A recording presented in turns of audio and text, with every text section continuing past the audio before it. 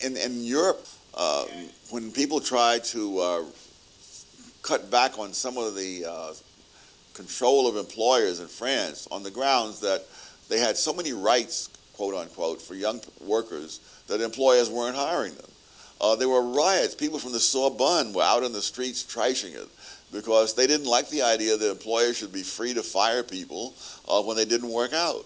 But of course, if they're not free to fire people, they're very reluctant to hire them. And therefore, you have unemployment rates among young people in France, for example, that have been over 20%.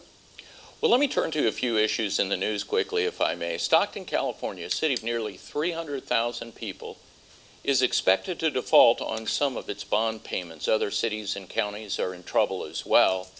How big a problem do we have regarding the looming municipal defaults in the months ahead, and how serious would the consequences be in your view?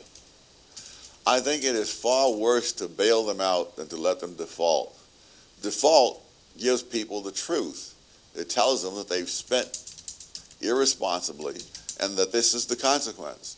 It means that people who might buy municipal bonds in the future will be a lot more cautious about doing so, and it'll be harder for politicians to raise money by selling bonds.